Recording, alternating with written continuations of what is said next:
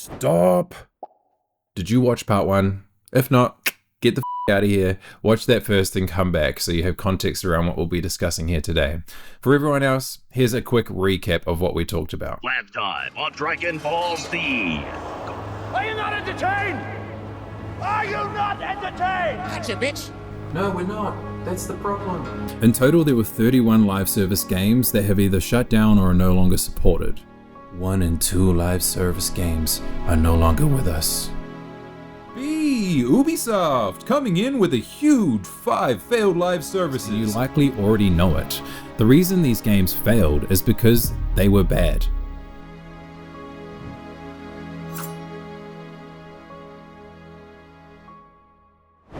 So, the reason why so many live services fail is bad games. A game's quality is the most important aspect of a game's success, obviously, but what makes a bad game? Sometimes it's the developers failing to execute their creative vision, or the creative vision was never worth exploring in the first place. But more often than not, this problem is combined with the gaming industry's biggest threat, greed. You already knew that it was the second reason why live services fail. I mean, it's nothing new, it's a tale as old as time at this point. Something starts off as niche by a small number of passionate people, then corporatization comes along and fucks it all up. Now, to be clear, a greedy game can still be successful if the core gameplay loop is great. A bad game always trumps a greedy game, but a lot of the time they're one and the same because greed can influence the quality of a game in a huge way. So, what does greed mean in the context of gaming? Are live services inherently predatory? How does greed spread like a disease and affect the games on a development level? And what can we do as gamers to stop this? Before we can answer all of those questions, we need to address an issue that I don't really see being talked about that much, and that's the extremely negative connotation live service games have. You see, over time, the hatred for live services has only been building, with numerous YouTube videos talking about how live services have ruined gaming and how live services need to go. Hell, if you just search live service games on YouTube, you'll find out exactly what I mean. These videos were mostly received positively, reflecting how the average gamer feels about live service games.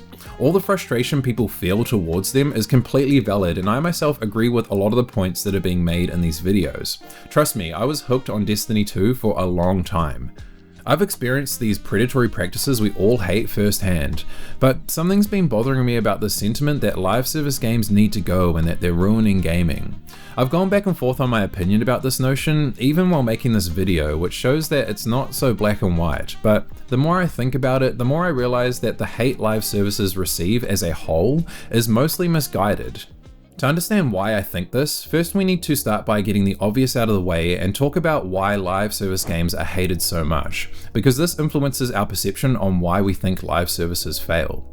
The main reason is that live service games have become a vessel for publishers to exploit gamers. They employ manipulative psychological tactics in order to keep retention high and players spending. They incorporate FOMO, or fear of missing out mechanics, with things like exclusive events, seasonal battle passes, limited time only store items, and daily and weekly missions. Anything and everything to keep players hooked on the game. These implementations are to manufacture a false sense of urgency to keep players logging on every day. The more time and money a player puts in, the more invested they become, and the sunk cost fallacy comes into play. Because of this, it makes these games feel like second jobs that you have to play every day, or risk losing your unclaimed items in your seasonal battle pass that you already paid for, and be left behind in the dust by all the other players chasing the orange legendary carrot on a stick. It turns from a game I want to play into a game I have to play.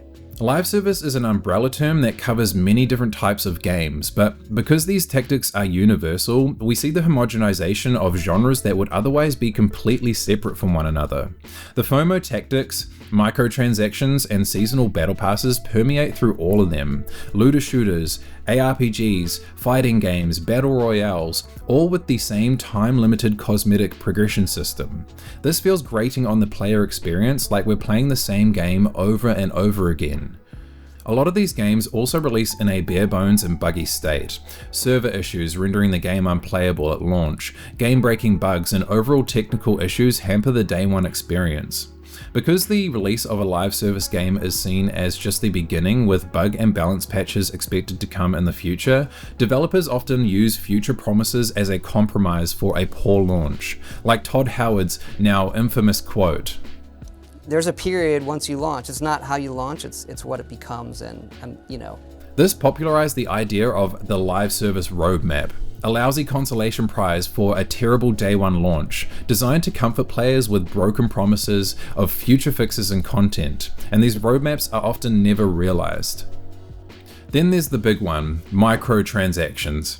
The game may release in a buggy mess, but you can rest assured that the online store will be in perfect functioning order on day one. These microtransactions are usually cosmetic, but sometimes even involve progression items. They're often egregiously overpriced, with some costing more than the standard price of a AAA game. These stores use manipulative tactics like the use of premium currency. This functions as a barrier between real-world money and the price of an item. It hides the item's real-world value, or at least creates an inconvenient step to finding it out.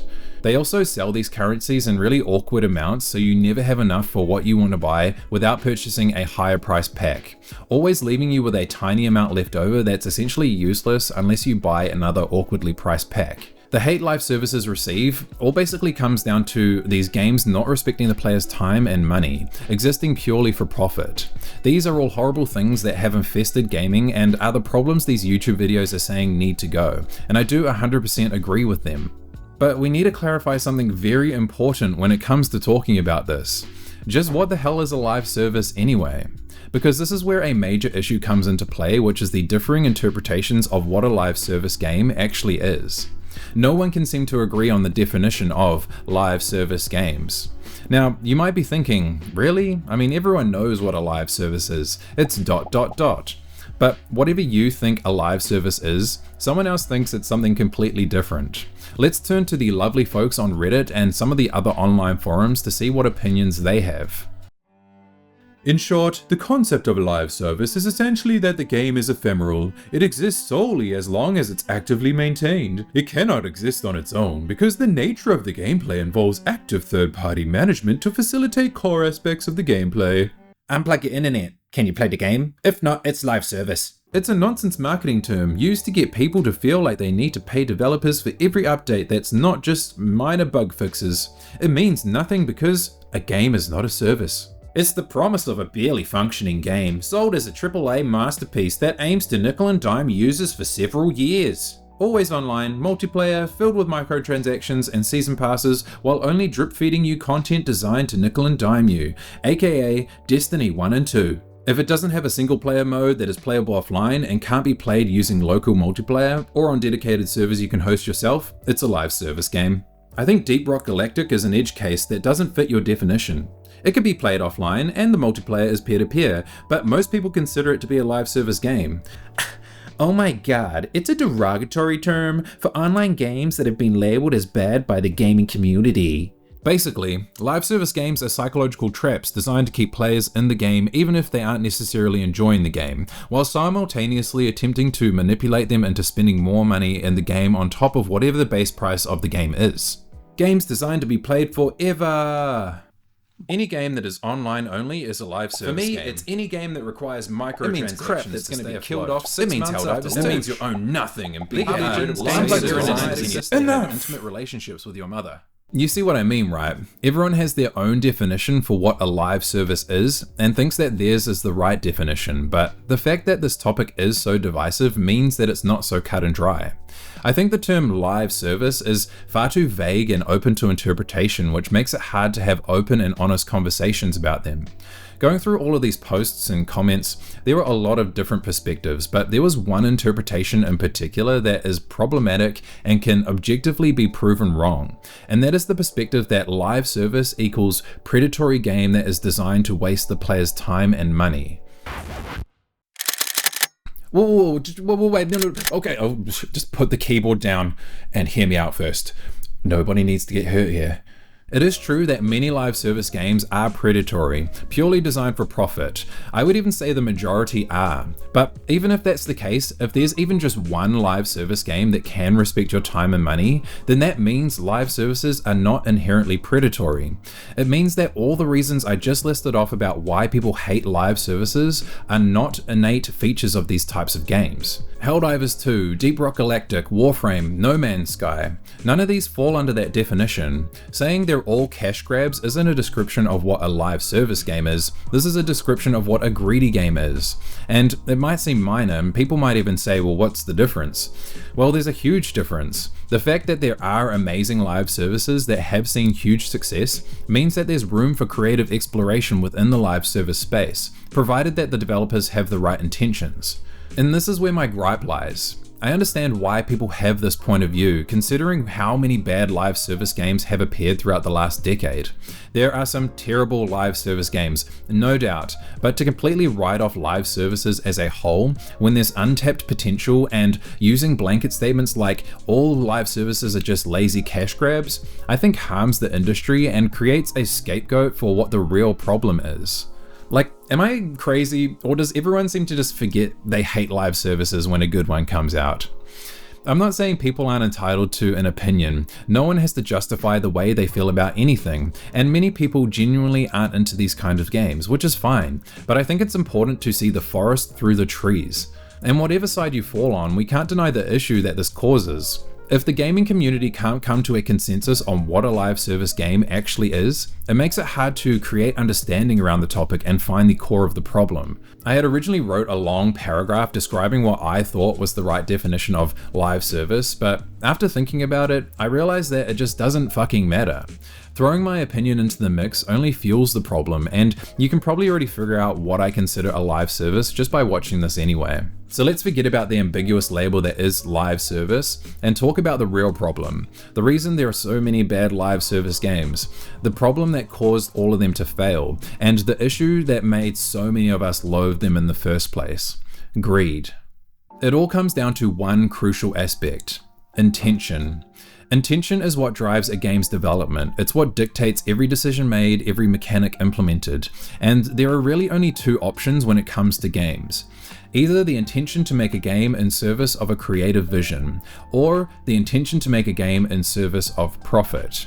When we identify the intent of a game, it answers all the questions as to why a game is the way it is. And this affects every aspect of the game, from what genre it is, all the way down to smaller design choices like how progression and cosmetics function.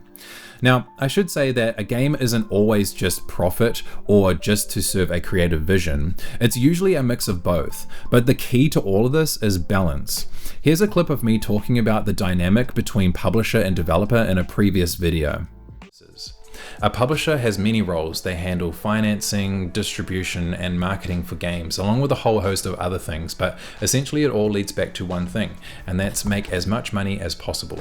Whereas the developer's role is to create and develop amazing games. When these two goals converge, you have a commercially and critically successful game. Ideally, there should be a balance between publisher and developer. Their goals might be different, but it's mutually beneficial for both of them to be achieved. It should be a give and take relationship where they work in tandem to make a great game that can make lots of money. But there's an obvious problem, and that problem is power imbalance. And when this imbalance is acted upon, rather than coexisting to mutually benefit one another, they pull in completely opposite directions. But ultimately, the publisher holds all the power. The issue is power imbalance. The bad games we see coming from AAA developers are often a result of an unhealthy and imbalanced relationship between the publisher and the developer. But who ultimately holds all the power? Enter our antagonist, the publisher. They see games creation as a business rather than an art form, suits that only see their employees and players as numbers on a board or a line on a graph. These people are trying to find the quickest and easiest way to hit the jackpot by any means necessary. And it just so happens that the best genre for that goal is live service. But it's not at the fault of live service games themselves. The core intention was already rotten and diseased before the game's idea had even been conceived. Live service is simply the most popular tool being used to exploit gamers. But you don't have to look very hard to realize that a lot of the reasons live services are hated are not exclusive to live service games and can permeate through all game types. I want to show you how intentions of a publisher can rot everything it touches and how it can affect games on a fundamental level. And to demonstrate this, we only need to look at one publisher. Any ideas who it might be? It's actually impressive how many fuck-ups Ubisoft has had recently, but for today let's just look at Ubisoft's single-player games. Almost all of their AAA single-player games, since Black Flag, since Black Flag, it's so bad. Since Black Flag have had microtransactions in them. They have premium currencies that obscure items' real-world value. They sell not only cosmetics, but items that can make the game easier and faster to complete. They're infamous for their game downgrades and releasing games in unforgivable states. Assassin's Creed Unity, anybody? They release so many tiers of their game, you actually need a spreadsheet to understand what each one offers. They gate off missions and other content that should be in the base game with a $130 paywall. This is the perfect example of intention I was talking about. Their intention is profit, and that dictates every decision they make from there on out. Here's an example. They add paid progression items to Assassin's Creed Origins and Odyssey.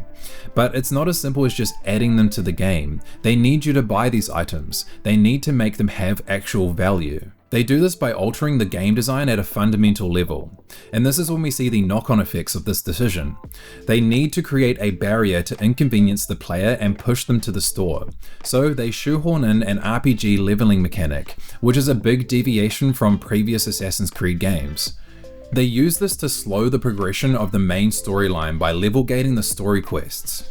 Just completing the story quests alone isn't enough for you to reach the required level. Now this isn't a new concept. The Witcher 3 does the same thing, but the difference here is balance. The Witcher 3 doesn't have a store, so the balance of leveling centers solely around the gameplay experience, whereas Assassin's Creed has an ulterior motive. They throttle XP to incentivize time savers. And by the way, if you like these games, then more power to you. Don't let me stop you from enjoying the game. I'm just pointing out what is going on here.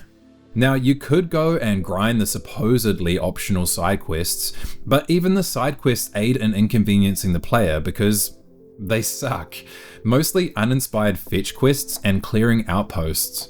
These monotonous tasks make you want to skip the game, and if a player wants to skip it with paid items, then something is seriously wrong here.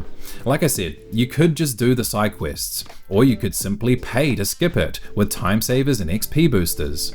And Assassin's Creed Valhalla takes this even further by essentially injecting the main story with compulsory filler. I'm now at 67 hours played in Valhalla, and I haven't even rolled credits yet, because the last Order member seems to be hidden behind open world bullshit that I wouldn't dare try to complete. There are no major quest lines for me to complete now, and yet it still says progress the story to find the last clue. Create a problem, sell the answer. But the consequences of creating the problem are dire. All of these systems used in service of profit, and anything that doesn't add to the experience detracts from the experience. You can see the ripple effect of just selling progression items alone, like throwing a stone into a calm lake. But instead of one stone, imagine 10, 20. These ripples compound on one another until the lake no longer reflects a game, but instead just a jumbled mess of hodgepodge, shoehorn mechanics duct taped together with an Assassin's Creed wrapper. I actually believe that the RPGification of Assassin's Creed was to 1. Homogenize their games for development streamlining, 2. To artificially inflate the game's length, and 3. So they had more flexibility with monetization. And don't even get me started on Assassin's Creed Shadows. Perhaps I'm wrong about all of this and I've just become jaded from all the bullshit these AAA publishers have tried to shovel down our throats, like a jaded Harrison Ford gamer. Speaking of Harrison Ford, Star Wars Outlaws is Ubisoft's latest disaster and is in the exact same boat. Surprisingly, there are no microtransactions in this game. Ubisoft made a statement when the game released saying that they wouldn't add microtransactions at launch. They haven't added them to the game yet, but I think this is because there's not enough people playing the game to sell them to. It's no secret that the game didn't sell well, and I think they're just cutting their losses at this point. I actually think this game failed more because of its failure to execute on its creative vision rather than greed interfering. The game was a buggy mess with broken AI and littered with all the same boring mechanics Ubisoft games have. However, it wasn't free of Ubisoft's usual bullshit. They cut content to be sold in the $130 premium ultimate suck my left nut edition. They sold DLC that we hadn't even seen at the time. Hell, even the CEO gave so little fucks, he didn't even know the name of the game, thinking it was named after a fucking Microsoft emailing application. To give you a first look at Star Wars Outlook and gameplay. So thank you. Julian?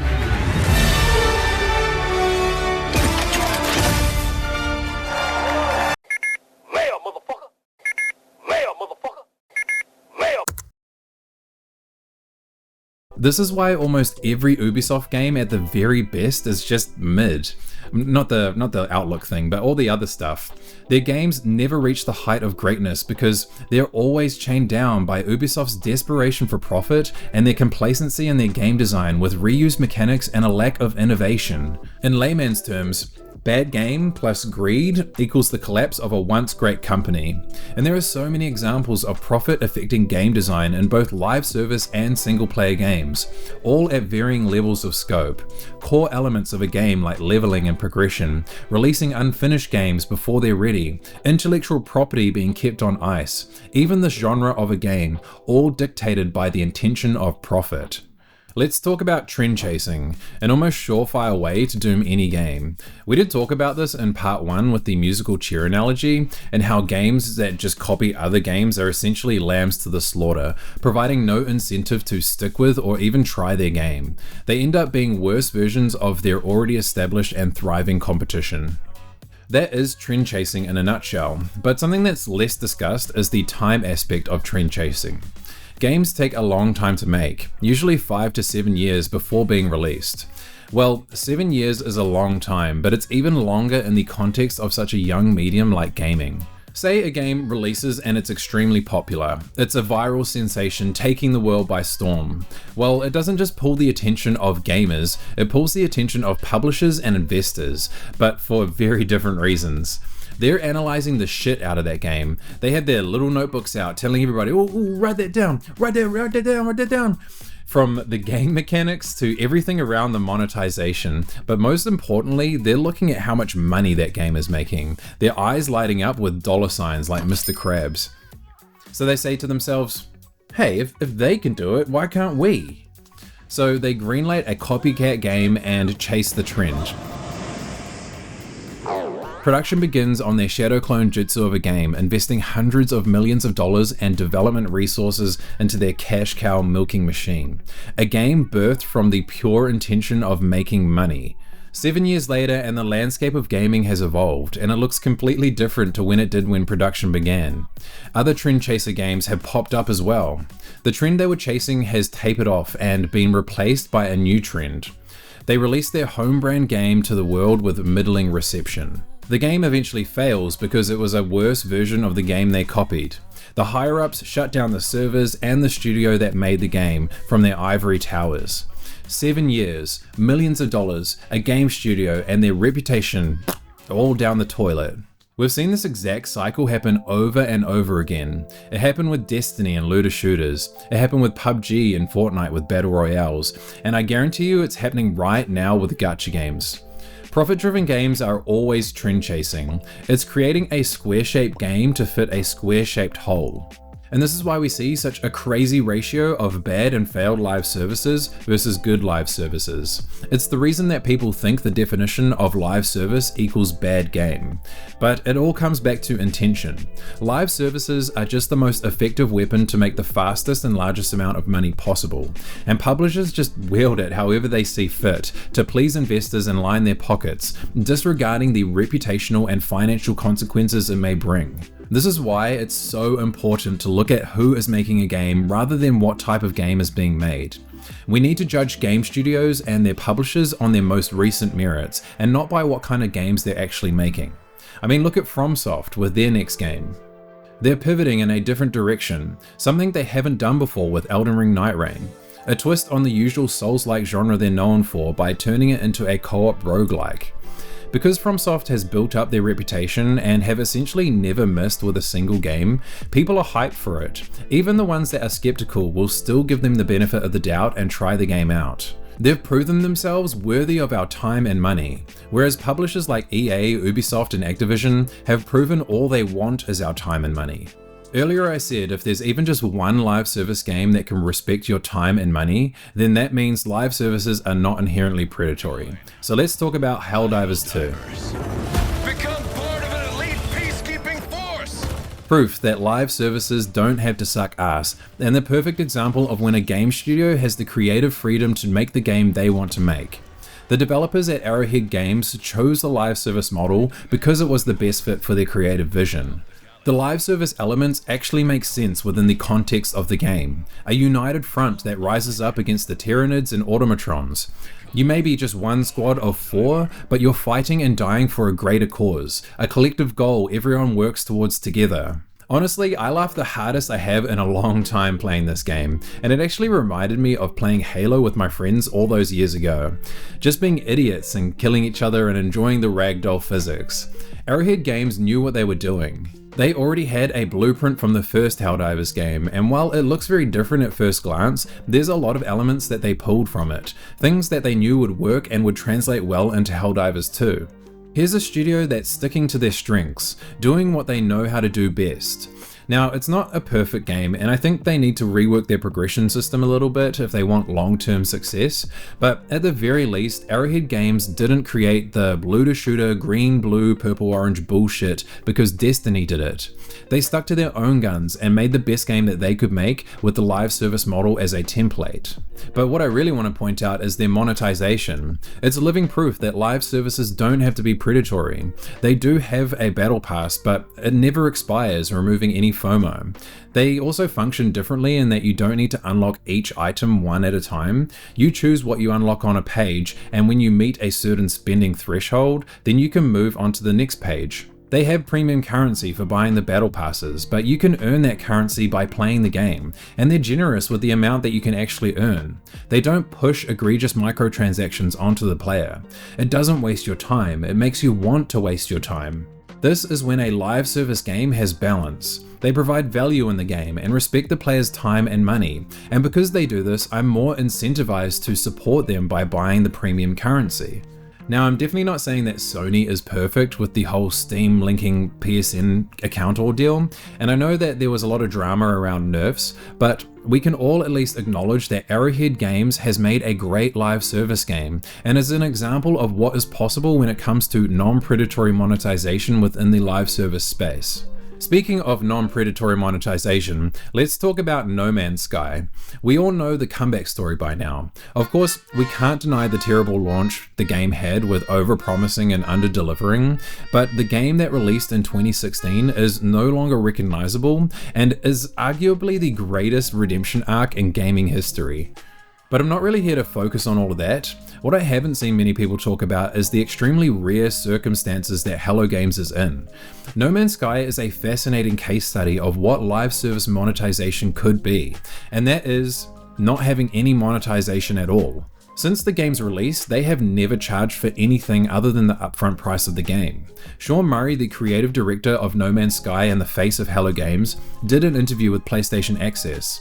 It's a great interview, but what I want to show you is a snippet of Sean talking about why they made the decision to continue updating No Man's Sky. Take a listen. For us, it wasn't really altruistic, you know. I would love to say that it was and pretend that it was, but we could see something that other people couldn't, right? At launch, we could see that every day people were logging in and playing, right? The average person was playing for about 25 hours and they just wanted more, you know? It's a bit overwhelming as a small team to kind of deal with that, but it's not the worst problem in the world, right? It's kind of cool that this idea that really, for me and a lot of the team, we've had since we were kids, you know, wanting to make this kind of game, to know that people like it. That's quite an enticing idea. So we were really excited about the idea of updating it. Think what you want about Sean Murray, but if you just watch one interview of his, you can tell how passionate he is about making games. Now, just like Helldivers 2, the live service or ongoing structure was chosen because Hello Games had a creative vision for the game, a vision they wanted to see realized, a creative pursuit. And this is what distinguishes the great live services from the bad ones: intentions. The game has been out for over 8 years now, and they've been constantly adding new substantial updates to the game, all for free. It would be so easy for them to monetize the shit out of this game if they really wanted to, but they don't. So how are they able to sustain themselves without charging for any updates or having any microtransactions even now, 8 years after release? To answer this, first we need to discuss the unique position the studio is in. Hello Games is a very small studio, and when No Man's Sky released, there were only 16 people in the team. But the game garnered so much attention before and during launch that in terms of exposure and interest, it may as well been a AAA game. Now, regardless of No Man's Sky's release date, the game did extremely well, selling millions of copies. Obviously, that amount of money can go a long way for a small studio. Because Hello Games is a UK-based company, their yearly profit is publicly available information, so we can see just how much they earned each year all the way back to 2019. So here are the figures. Tens of millions of dollars each year for a studio with 30 odd developers, all coming from game sales alone. And I would say they've earned every penny of it, allowing them to support the game 8 years after release with no monetization. And each update would further push more and more sales of the game. It's important to note that not all of this comes from No Man's Sky, because they did release another game in 2020 called The Last Campfire, but the majority of the profit I would say comes from No Man's Sky. No Man's Sky is what happens when an indie studio with creative integrity earns AAA money. Hello Games could have easily just cut and run with the millions they made from initial release, but they didn't. They stuck with the game. And it's definitely a special case, the exception and not the rule, but it shows what is possible when it comes to monetization within the live service space. Solutions. Are there any? Is there anything that can be done to purge the greed and stop predatory monetization in games, or at least mitigate it? This problem can be tackled from two angles, although both are difficult and take a very long time. On a larger scale, there's really only one way to fix this issue, and that's regulation. And I mean governmental intervention. Self-regulation of video games has proven to be a complete failure, with PEGI giving Balatro an 18+ rating, while giving FIFA, a slot machine disguised as a soccer game, a rating of 3 and above. Or what about the ERSB, or the Entertainment Software Rating Board, being controlled by the companies making the games? Like, there's no conflict of interest there, right? But let's take a moment to look outside of games and talk about corporate greed in general. Companies don't care about people, like straight up, and if they had free reign to do what they want, it would wreak havoc. So regulations are put in place to protect the customer from being exploited. But when it comes to games, this is an extremely hard issue to tackle for a number of reasons. First, assessing what requires regulation in games is not a hard and fast line of this is okay and this is not. Advertising at its heart is manipulation. It aims to manipulate people into convincing them to buy a product or a service. But the number of manipulation tactics must be in the hundreds, maybe even thousands, and they're not all ethically equal. So how do we determine what is ethical versus unethical? There are some obvious ones like fake advertising, but because it's so nuanced, a lot of it comes down to subjective opinion rather than objective truths. Companies know this and dance on the line between what is and isn't ethical, only held back by regulation. The issue is video games have next to no regulations in place to hold them back. These predatory practices exist in games made for children. Cultivating addictive tendencies in their most formative years, planting seeds that will grow from opening loot boxes in a video game to pulling a lever on a slot machine. But at least when you go to a casino, there are age restrictions and you have an awareness of what it actually is and accept that risk. But there is no acknowledgement of what's going on in these games. Kids and adults alike are unwittingly subjecting themselves to this when they just want to escape from the real world and play a video game with their friends. Now, it doesn't solely fall on regulation. Parents need to be taking responsibility and understand what their children are consuming to ensure they're not being exposed to these predatory practices. Second is that every country has different rules and regulations, which makes it impossible to collectively create and enforce regulations across the board. If countries do implement and enforce regulations, these companies simply change the game for that particular country. Belgium, for example, banned loot boxes, which meant that games like FIFA and Overwatch had to change the way these mechanics operated, showing that these publishers can remove them, but they just don't want to. But of course, this change only happened in Belgium, leading to some hilarious statements from EA and Activision. Here's a statement from EA on the matter. "We seek to bring choice, fairness, value, and fun to our players in all our games. In addition to providing players options in how they play, we include pack probabilities in our games for the transparency players want to make informed content choices. While we are taking this action, we do not agree with the Belgian authorities' interpretation of the law, and we will continue to seek more clarity on the matter as we go forward. The impact of this change to FIFA Ultimate Team in Belgium is not material to our financial performance." Now let me translate the corporate talk to how they actually feel.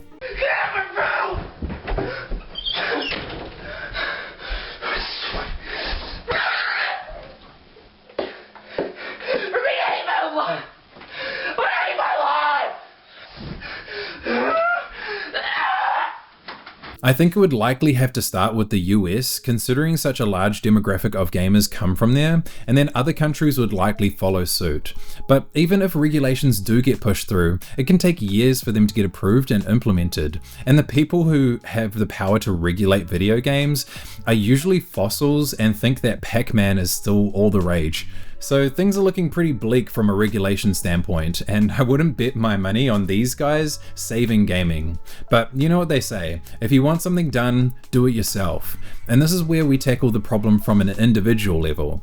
First, there needs to be a change in perspective and a mind shift away from blanket statements like live services have ruined gaming. We need to move our attention to the publishers and the game studios making these games. Check their track record. What are they previously known for? Do they have a good reputation? Are they known to be consumer friendly? And most importantly, do they make great games with great gameplay? If you have positive answers to all of these questions, then you can likely put your faith into that studio, irrespective of the type of game that they're creating.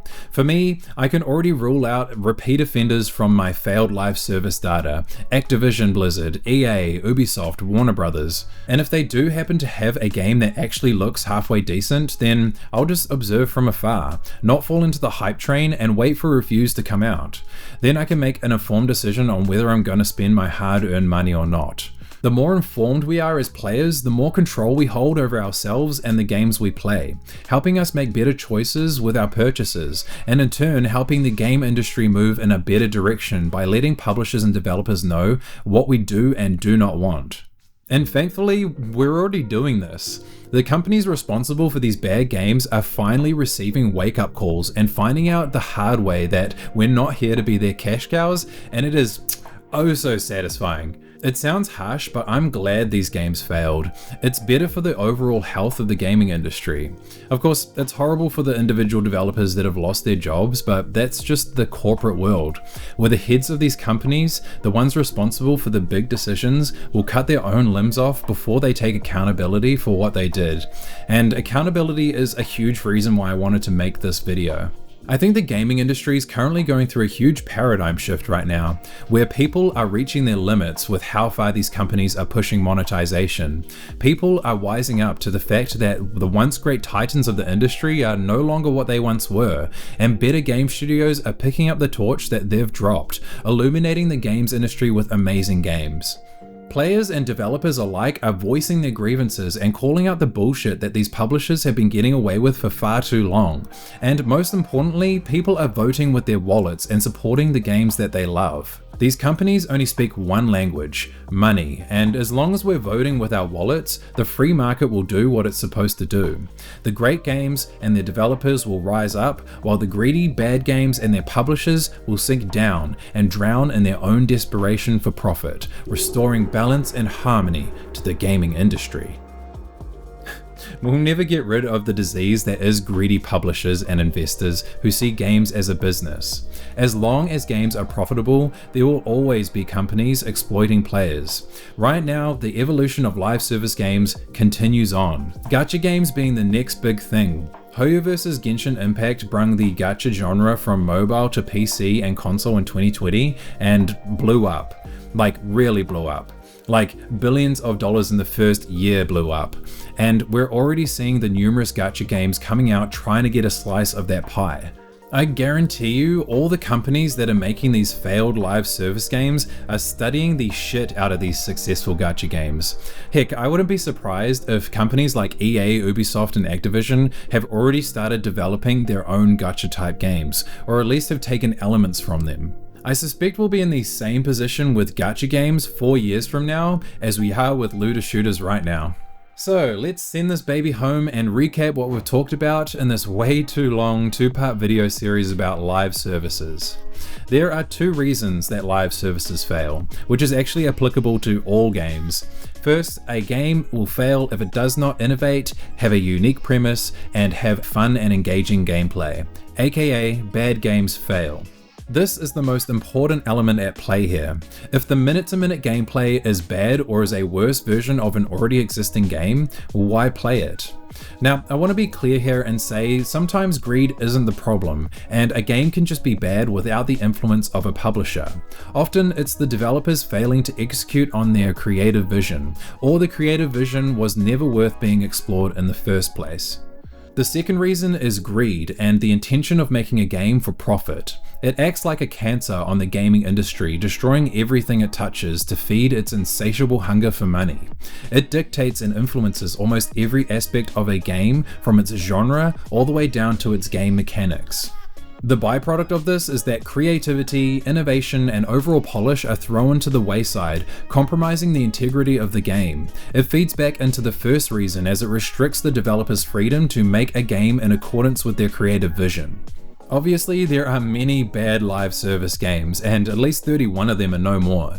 But it's important to remember live services aren't inherently good or bad, just like single-player games aren't inherently good or bad. And despite the negative connotation live services have, predatory monetization is not baked into the live service DNA, and does not define what a live service game is. It simply exists as a type of game. We all agree that predatory monetization in any game is a blight on the gaming industry, and in a perfect world, all live service games would respect our time and money, but that's just not the reality that we live in. There will always be studios and publishers pushing monetization as far as they can to see what they can get away with. At the end of the day, live service games have to be monetized to ensure the continued success. I think it's reasonable to understand that in order to keep a game afloat, it requires money, but the key to all of this is respect. If a game can respect the player's time and money while providing enough value with an uncompromised game, then people will be willing to accept the monetization and even support the game.